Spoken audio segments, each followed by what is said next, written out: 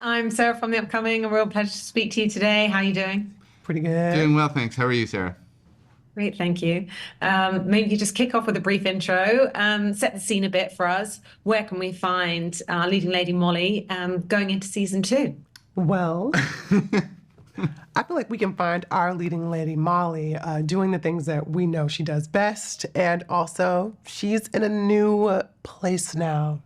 She's found a new home and she's actually doing the things that she said she would do, but she's still getting the help to continue. Yes, she's in a place of wanting to get rid of her money, and I think the reality of that proclamation is now coming into play a little bit. And all her trusted coworkers are trying to help her navigate that, what she's put out into the world. So true.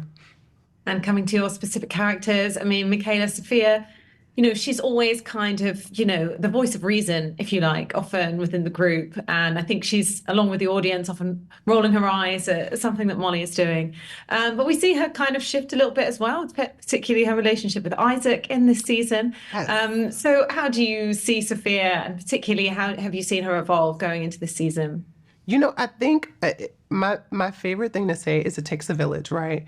And though Sophia in the very beginning was very to herself, even with her coworkers, she was somebody who was very no nonsense, no games. In the second season, we see her open up a little bit more, but it wasn't just by herself. This was through the influence of her coworkers and Molly, and more so, I would say, through Molly being that she is so close in hand with her and actually being the voice of reason, like you said. Molly has influenced her to actually smell the roses a little bit. And I think with her influencing her to do that, she's now opening up and testing the waters a bit. As we know, before in the first season, we saw her dealing with a lot of problems with her relationships. And now she's like, I don't want to do that anymore. I want to see how this feels. I want to see what something serious feels like, even though I'm serious all the time, So I think that's the best part about it. And Nat with Arthur, I mean, he's kind of got a bit of a shift in attitude, but we're also seeing, like the ways in which, perhaps he's not kind of just always playing the clown. He can actually really connect with Molly in some ways in terms of both of them coming out of their marriages.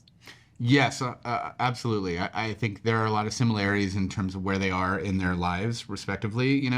Like you said, both coming out of divorces and trying to figure out who they are in this world without a partner and as individuals again. For Arthur, I think it's a continued learning and continued growth. I think he's still figuring it out. I think there are moments where I think he's trying to convince himself that he's, stronger and, more secure in who he is. But I think in reality, there's still a lot of vulnerability underneath that he is trying to navigate. And I think he and Molly can connect in that way, and I think they do in this season just as much as they did in the first season, with obviously a very strong undercurrent of sort of connection and longing a little bit for each other. And of course, think from the outset, you might think this is a very sort of sharp-toothed kind of satire of the rich, but actually there is something softer underneath. And I think a lot of that comes from Maya's performance as Molly. And, it kind of evolves into something more kind of like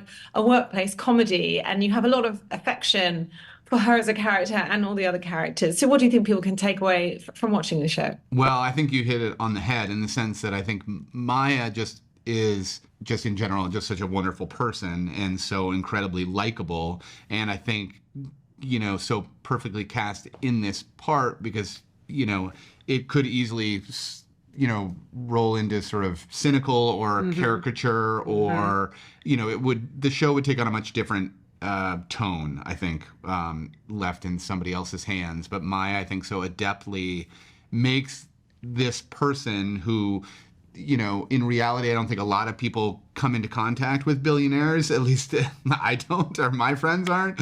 But it sort of makes this person who sort of seems so distant from reality very approachable and identifiable and relatable. And I think that's such a tribute to her talent and the strength of the writing as well. I mean, I think that kind of like stole all the words out of my mouth. I mean, she's really an outstanding actress. We know that she's a great comedian, and it's just great to see her tackle on a character like this with ease. 100%. Well, thank you so much for sharing that with me, and can't wait for everyone to get stuck into Luke season 2. Thanks a lot. Yes, of Awesome. course. Thank you. Bye. Lovely to chat to you. Thank you. Bye.